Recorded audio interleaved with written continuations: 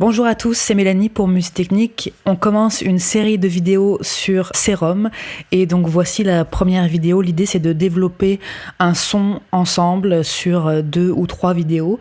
Serum est un synthétiseur à table d'onde mais pas seulement, il fait énormément de choses, on va le voir ensemble tout au long de la série.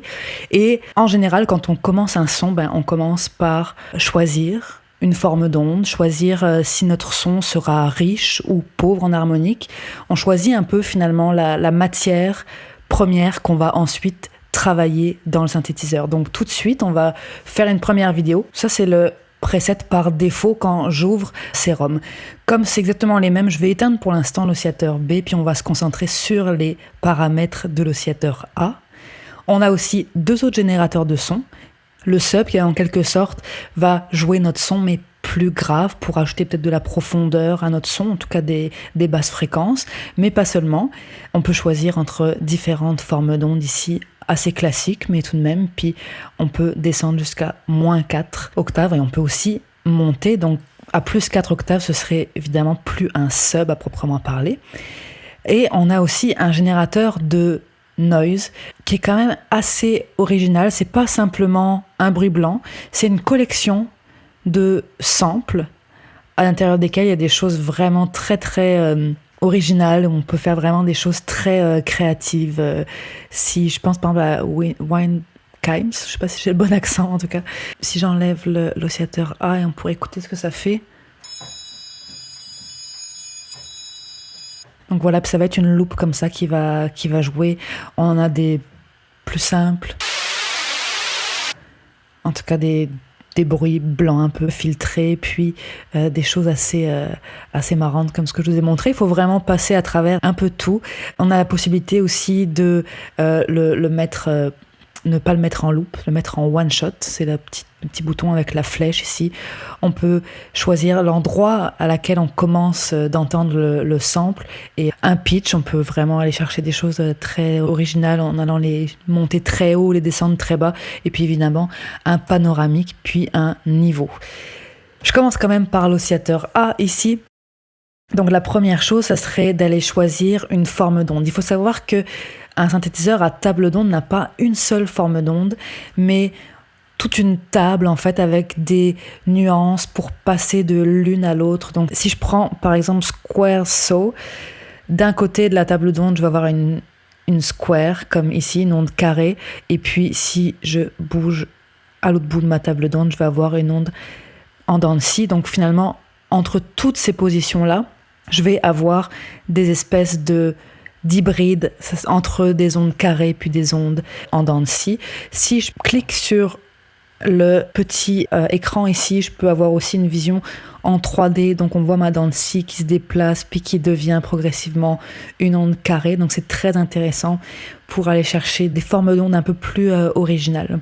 Alors ici j'ai fait juste une série de 4 accords, on pourrait écouter ce que ça donne.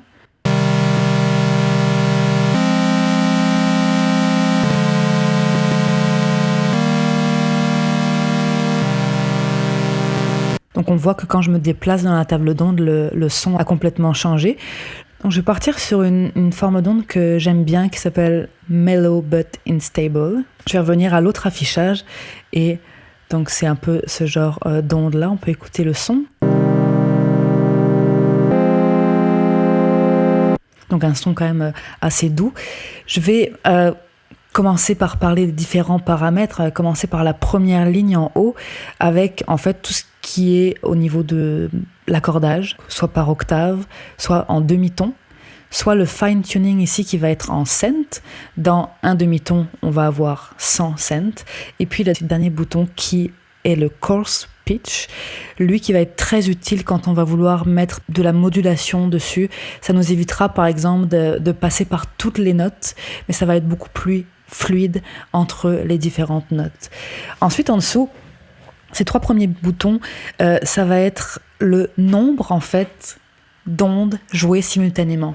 Ici, j'ai une onde qui était jouée, on l'a entendu juste avant, mais je pourrais en mettre plusieurs. Qu'est-ce que ça fait? Ça me rajoute la même forme d'onde, mais à chaque fois, elles sont désaccordées entre elles, ce qui me donne un son plus riche, un peu plus large aussi. On peut écouter ce que ça donne.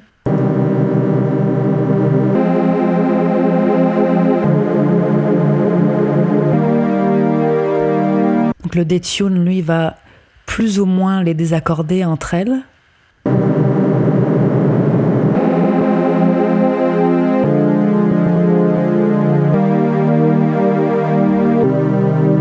Ouais, j'aime assez bien lui. Et puis le blend va nous permettre de faire les niveaux. On voit en jaune, c'est mon onde qui, elle, est accordée. Et puis en vert, c'est les ondes désaccordées. Donc on va pouvoir choisir un peu le montant d'ondes désaccordées finalement. Ensuite, on a ici les paramètres de phase et random qui vont nous permettre de changer sur le point de lecture. En fait, quand on presse une note, d'où est-ce qu'on part dans la forme d'onde? On voit ce petit curseur jaune, on peut partir un peu de n'importe où. Et random qui va nous donner un peu d'aléatoire sur le point de départ justement de l'onde. Donc si je mets random et phase à 0, ben, l'onde commence du début à chaque fois qu'une note est enclenchée. Ça peut nous donner parfois une attaque un peu bizarre. Dans ce cas, si on augmente le random, voire qu'on le met à 100%,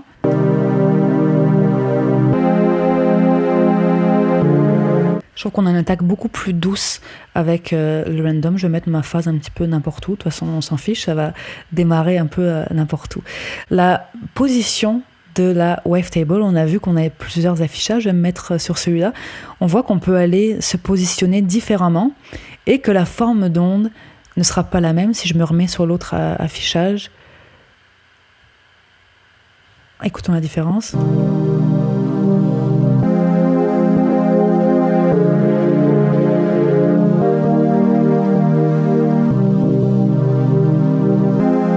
Ça fait varier légèrement le timbre, évidemment, du son.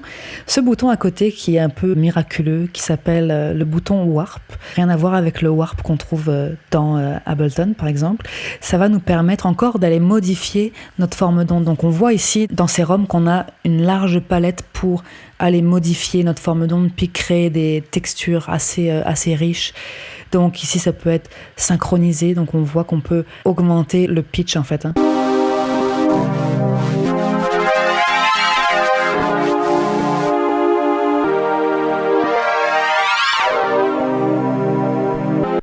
On a plein de choses asymétriques. J'aime bien en miroir parce que c'est assez joli visuellement.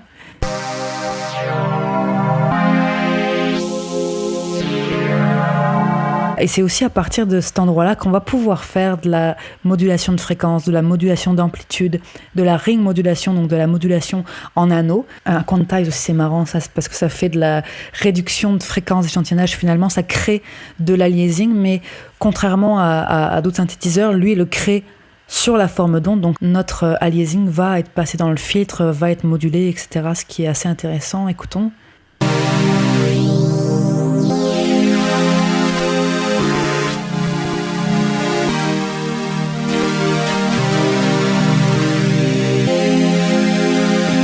Et puis c'est ici FM. Alors pour faire fonctionner la modulation de fréquence, il faut absolument allumer l'oscillateur B. On peut s'en servir uniquement comme modulateur de l'oscillateur A. Alors voyons voir.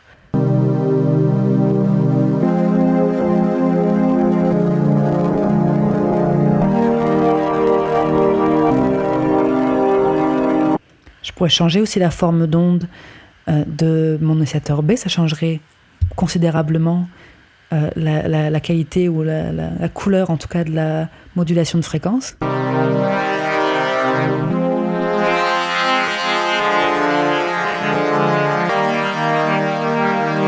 On a aussi de la modulation d'amplitude, donc AM, sur le même système que la modulation de fréquence, et RM qui va être la ring modulation. Donc voilà pour ce petit bouton Warp. On a aussi de la FM avec le noise, mais là il faut falloir aussi allumer notre générateur de bruit. On a aussi de la FM avec le sub, idem, il va falloir ouvrir notre sub, sinon ça ne fonctionnera pas. Et on peut le mettre aussi sur off. Et les deux derniers paramètres sont des paramètres de panoramique et de niveau. Évidemment, si on veut aller, par exemple, mettre un deuxième oscillateur, on va pouvoir régler les niveaux entre les deux oscillateurs. Donc, est-ce qu'on a un son qui nous plaît pour l'instant ?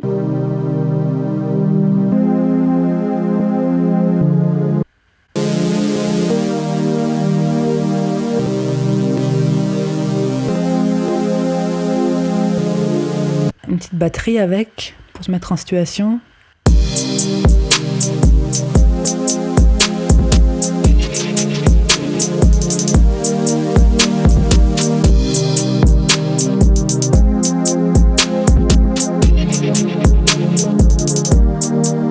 Donc voilà, je pense qu'on a un son sympa pour démarrer.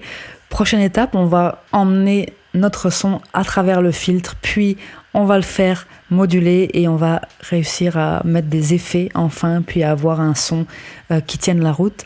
Merci d'avoir écouté cette vidéo et je vous retrouve dans la prochaine très bientôt. Merci.